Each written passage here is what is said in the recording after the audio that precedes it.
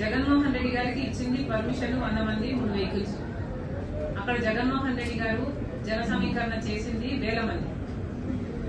50 పైగా కార్లు వేసుకొని వెళ్లడము జగన్మోహన్ రెడ్డి గారు చేసిన మొదటి తప్పు. రెండో తప్పు, జగన్మోహన్ రెడ్డి గారు సైడ్ బోర్డు మీద నిలబడి కాన్వాయ్ సాగుతుండగా ఈయన షేక్ హ్యాండ్ ఇయ్యబోయారు. జనం అటువైపు నుంచి జగన్మోహన్ రెడ్డి గారికి షేక్ హ్యాండ్ ఇవ్వాలని ఆయన మీద పడుతున్నప్పుడు ఆ తోపులాట్లో జనమంతా కారు దగ్గరికి వచ్చే క్రమంలో ఒక మనిషి కారు టైర్ల కింద పడి అది చూసుకోకుండా ఆ డ్రైవర్ ఈడ్చుకొని వెళ్లడము తప్పు. బేసిక్ గా ఇక్కడ ఉల్లంఘన జరిగింది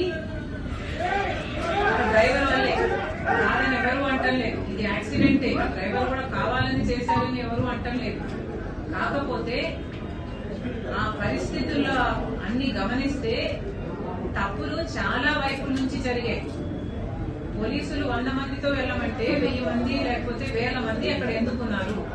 జగన్మోహన్ రెడ్డి గారు సైడ్ బోర్డు మీద ఎందుకున్నారు?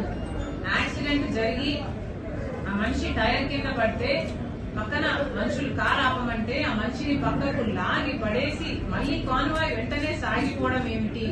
కనీసం 2 నిమిషాలు ఆగి ఆ మనిషి ఎలా ఉన్నాడు, ఆ మనిషికి ఏమైంది, ఆ మనిషికి వెనకాల అంబులెన్స్, వాళ్ళ టీంలో అంబులెన్స్ ఉంటే అంబులెన్స్, లేకపోతే ఏదైనా చేయాల్సిన అవసరం ఉంది కదా.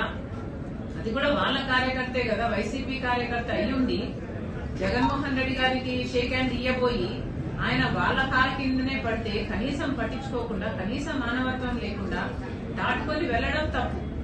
ఇలా డిఫరెంట్ స్టేజెస్ లో చాలా మంది తప్పులున్నాయి కాబట్టి వాళ్ళ మీద కేసులు పెట్టారేమో. ఐఎమ్ నాట్ ద పోలీస్, ఎందుకు ఇచ్చారో నేను చెప్పలేను. వాళ్ళు ఏమైనా నోటీస్ ఇస్తేనో లేకపోతే కార్ సీజ్ చేస్తేనో I'm sure they know the procedure and that process.